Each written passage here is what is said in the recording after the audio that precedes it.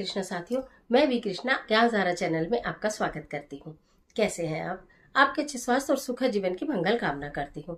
आपके अपने इष्ट देवों को कोटि कोटि नमन करते हुए, बड़ों को प्रणाम करते हुए वीडियो प्रारंभ करते हैं। साथियों, आज बात कर लेते हैं कार्तिक मास की। आज बात कर लेते हैं कार्तिक मास के अद्भुत स्नान की, कि कार्तिक मास के स्नान का महत्व क्या है। कार्तिक मास में यदि पूरे महीने स्नान न कर पाए तो कितने दिन स्नान करें।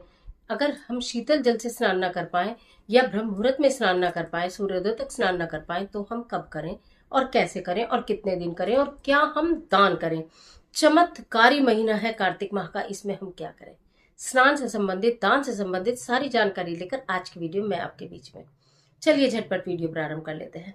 लेकिन उससे पहले यदि चैनल पर नए आए हैं तो चैनल को सब्सक्राइब कर लीजिएगा और बेल आइकन का बटन भी प्रेस कर लीजिएगा, जिससे आने वाली वीडियोस का नोटिफिकेशन आपको मिले सबसे पहले। मैं बात कर रही हूँ कार्तिक माह का पावन महीना, जो कि 29 अक्टूबर से प्रारंभ हो गया है, 27 नवंबर तक रहने वाला है। कहा जाता है कि कार्तिक माह में वैसे जो भगवान श्री हरि विष्णु हैं, जो इस समय योग निद्रा में है, उनका ये समय जो है वो जल में रहने का है। तो भगवान श्री हरिविष्णु का जल में वास माना गया है, इसलिए कहा जाता है कि पवित्र नदियों में स्नान करें या घर में गंगा जल डालकर, अगर आप कार्तिक के महीने में स्नान करते हैं, तुलसी पूजन करते हैं, तुलसी मैया की कथा सुनते हैं या कार्तिक माह की कथा सुनते हैं, आरती करते हैं, अथाह पुण्य की प्राप्ति होती है। भगवान श्री हरिविष्णु की विशेष कृपा उस जातक पर पड़ती है। तो ये कार्तिक का जो महीना है, इसमें अगर हम स्नान करना चाहें और अगर हम पूरे महीने स्नान ना कर पाए, क्योंकि स्त्रियों के लिए थोड़ा मुश्किल होता है, लेकिन हम पीरियड में स्नान कैसे करें और ना कर पाए तो कैसे करें। यदि आप पूरे महीने स्नान नहीं कर पाती हैं, सबसे पहले बता दूं तो 11 दिन का, 21 दिन का या फिर लास्ट के 5 दिन का स्नान आप ले लीजिएगा। एकादशी से पूर्णिमा तक अलग से वीडियो दूंगी, यूं तो कार्तिक मास की पूरी वीडियोस आपके पास आती रहेंगी। तो आपको 5 लास्ट के 5 दिन ले लो, 11 दिन या 21 दिन का स्नान ले लो। उसके अलावा अगर आपने पूरे महीने का स्नान लिया है और आपके बीच में पीरियड आ जाते हैं, आप स्नान निरंतर करती रहेंगी, ओम विष्णवे नमः मंत्र का जाप करती रहेंगी, तुलसी मैया में जल नहीं देंगी, उनकी पूजा नहीं करेंगी। बस इतना ही है, लेकिन आपका स्नान लगेगा, आप पूरे महीने स्नान कर सकती हैं। अब बात ये आती है कि हम कार्तिक माह में स्नान करें, लेकिन हम बहुत जल्दी नहीं उठ सकते। शारीरिक अवस्था ऐसी नहीं है कि हम बहुत जल्दी उठ कर स्नान करें। सूर्योदय से पूर्व स्नान करें या हम शीतल जल से स्नान करें। कोई किसी जगह इस समय बहुत सर्दी हो जाती है और शीतल जल से स्नान करना शरीर के लिए संभवतः सही नहीं रह पाता।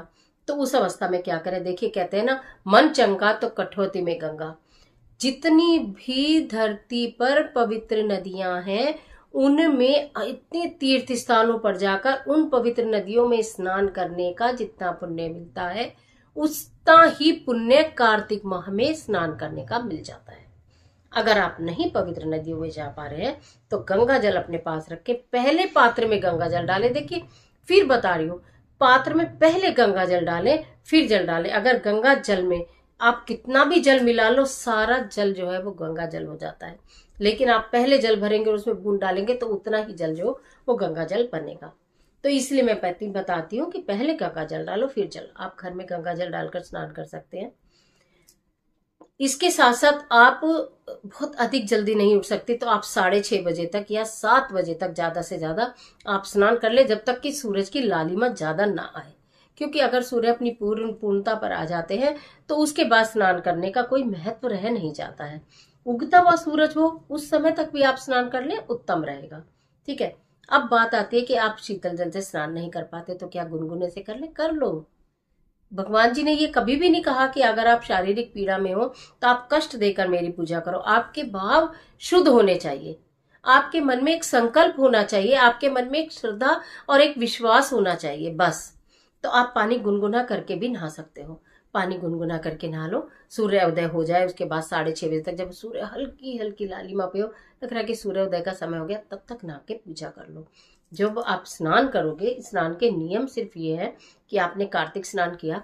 अब बहनों का ये भी प्रश्न आएगा कि क्या कार्तिक स्नान करने से पहले पूरे घर की सफाई करें। नहीं, हम लोग एक बासी की झाड़ू कहा करते हैं। बासी की झाड़ू मतलब यह है कि आजकल सबके घर में हेल्पर्स लगे हैं, लेकिन उसके बाद भी हम अपना कार्य प्रारंभ करने से पहले हल्की हल्की बुहारी निकाल के मुख्य गेट को साफ कर लेते हैं। ऐसे करते हैं ना, उसमें थोड़ा सा जल छिड़क देते, फिर सफाई होती रहती है बाद में। तो बस बासी की झाड़ू निकाल देना और आप नहा लेना। नहाने के बाद आपने जो अपना एक तुलसी का पूजनीय गमला लिया है, अभी किसी का क्वेश्चन था कि हम तुलसी कब ले सकते हैं, कार्तिक से बढ़िया महीना तो कोई मिलेगा ही नहीं। तुलसी मैया को घर में लाने का, तुलसी मैया के बिरवे लगाने का, तुलसी जी को मंदिर में दान करने का या मंदिर में पौधे लगाने का, इससे बढ़िया तो मुहूर्त कभी आएगा ही नहीं। सबसे उत्तम महीना है कार्तिक महीना तुलसी पूजन का, तुलसी लगाने का। तो आप कार्तिक महीने में अपने घर में तुलसी मैया ला सकती हैं। एक जो अलग आपने तुलसी गमला जो बनाया है उसको अच्छे से साफ कर लीजिए, गमले को, उसके ऊपर स्वास्तिक बना लीजिए, चुन्नी पहना लीजिए, उसके नीचे रंगोली बना लीजिए, उसके नीचे कोई पटरी लगा लीजिए, पीला कपड़ा लगा लीजिए, उस पर उसको स्थापित कर लीजिए कि मैं 11 दिन 21 दिन का स्नान करूंगी तो मैं प्रतिदिन यहाँ पर पूजा करूंगी। उसके आगे कार्तिक माह की सरल पूजन विधि की वीडियो मैंने दी है तुलसी माता की, आप देखना। मैंने भी जो मेरे पास बहुत बड़ी बड़ी भी तुलसी है कि छोटी सी तुलसी एक नई लगाई है और उसमें मैंने पूजा प्रारंभ की है। और बाकी पूरे साल में पौधे थोड़े बहुत नाना करते अशुद्ध हो ही जाते हैं तुलसी मैया के, हम नहीं करेंगे तो कोई भी उधर से घर के अंदर आते हैं गुजर जाते हैं। तो इसलिए मैं कार्तिक में हमेशा एक तुलसी का पौधा अपने ही घर में से किसी गमले में से लगा लेती हूँ और फिर उसको पूजते हैं पूरे साल, उसमें से पत्ते नहीं तोड़ते हैं। तो आप उन्हें स्थापित कर लीजिएगा। कार्तिक महत्तम पढ़ना चाहे कार्तिक महत्तम पढ़िए, नहीं तो तुलसी मैया की सरल पूजन विधि मैंने दी है, वीडियो आपको करके ही दिखाया है, आप ऐसे कर लीजिए और तुलसी मैया की आरती कर लीजिए, प्रणाम कर लीजिए। ओम विष्णवे नमः करें, रोज 7 परिक्रमा तुलसी मैया की प्रातःकाल ही कर लीजिए ओम विष्णवे नमः मंत्र का जाप करते हुए। भगवान श्री हरि विष्णु माता लक्ष्मी की असीम कृपा आपके ऊपर बरसेगी। इस प्रकार आप कर सकती है। मैंने बताया कार्तिक स्नान आप इस तरह किसी भी तरह कर लो, कुछ ना करने से कुछ करना हमेशा बेहतर होता है। अगर आप बहुत कुछ नहीं कर पाए तो इसके लिए ऐसा नहीं कि हम थोड़ा भी कैसे करें, हम तो बहुत कुछ नहीं कर पाए, जितना कर सकते हो उतना कर लो। इतना नहीं मिलेगा इतना तो मिलेगा, इतना तो मिलेगा, कुछ नहीं करोगे तो कुछ नहीं मिलेगा। इतना मिले इतना मिले इतना, क्या पता प्रभु को कौन सी हमारी अरदास, कौन सी हमारी अर्जी, कौन सी प्रभु के श्री चरणों में पहुंच जाए, किस बात से भगवान प्रसन्न हो जाए, कौन सी बात हमारा बेड़ा पार करते, इसलिए करते रहना चाहिए। तो ये मैंने आपको बता दिया सरल विधि। अब बता देती हूँ दान के बारे में। कार्तिक मास में गर्म चीजों का दान अक्सर बताया जाता है। अगर आपको कभी मौका लगे पूरे कार्तिक मास में तो एक कंबल का दान कर दीजिएगा। किसी को कंबल दे दीजिएगा, किसी को शॉल दे दीजिएगा, या तो चप्पल या तो जूता दे दीजिएगा, जुराब और जूता दे दीजिएगा, टोपी दे दीजिएगा, कंबल दे दीजिएगा, कुछ भी आप दे दीजिएगा। अन्न और जल का दान तो हमेशा सर्वश्रेष्ठ बताया ही गया है। कार्तिक माह की कहानी भी अगर आपको एक दिन सुनाऊंगी तो एक बुढ़िया जो वो एक लड्डू भगवान कृष्ण के लिए बनाती थी, गंगा जी में डुबकी लगाती थी, खिलाती थी, खा लो कान्हा जी। शायद मेरी पहली वीडियोस में मैंने आपको ये वाली कहानी सुनाई है, बहुत इंटरेस्टिंग कहानी है लेकिन भाव बहुत गहरा है। तो आप उसे भी अगर मेरे चैनल पर सर्च करोगे कार्तिक माह निकाल के तो निकल आएगी, बहुत अच्छी कहानी है, आप उसमें से भी सुन लेना। एक और कोई पौराणिक कथा भी फिर सुना दूंगी। तो आपको वैसे तो 31 दिन का दान बाद में मैं आपको बताऊंगी सारा क्या करना है, लेकिन पूरे कार्तिक माह के बीच में किसी जरूरतमंद की सहायता कर देना इस तरह से। ऐसे नहीं कि बहुत सारे लोग लेटे हुए हैं पटरी पर, मैंने देखा है लोग कंबल रात को उड़ा कर आते हैं, अगले दिन जाओ तो फिर वो ऐसे ही लेटे हुए मिलते हैं, तो उनके लिए वो यूज नहीं है, वो उनका प्रोफेशन हो जाता है। लेकिन जो आपके संपर्क में लोग हैं जो बिल्कुल बहुत जरूरतमंद है, जिनके बदन पर कपड़ा नहीं है, उन्हें पहना देना, जो आपको पता चले कि वास्तव में ये उसको यूज करेंगे। दान हमेशा वहां दो जहां उस दान का अपमान ना हो, जहां वो दान कामयाब हो, हमेशा ऐसी जगह दान दो। तो मैंने आपको बताया दान क्या करना है, मैंने आपको बता दिया कार्तिक माह में स्नान क्या कहाँ कैसे करना है, और ये भी बता दिया क्यों करना है। तो कार्तिक माह की बहुत सारी शुभकामनाएं। कार्तिक माह के स्नान दान के जो नियम है मैंने बता दिया, बहुत अधिक नियम में बंधने की जरूरत नहीं, बस एक संकल्प लेने की जरूरत है। पहले दिन 11 दिन का, 21 दिन का, नहीं तो लास्ट के 5 दिन का, बीच में 5 दिन का संकल्प मत लेना, फिर वो एकादशी से पूर्णिमा का संकल्प होगा, बता दूंगी वीडियो बाद में।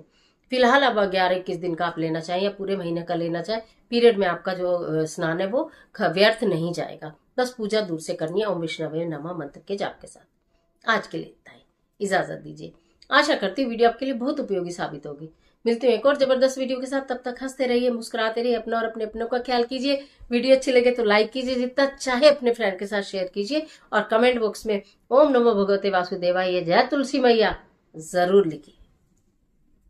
ईश्वर आपकी मदद करे।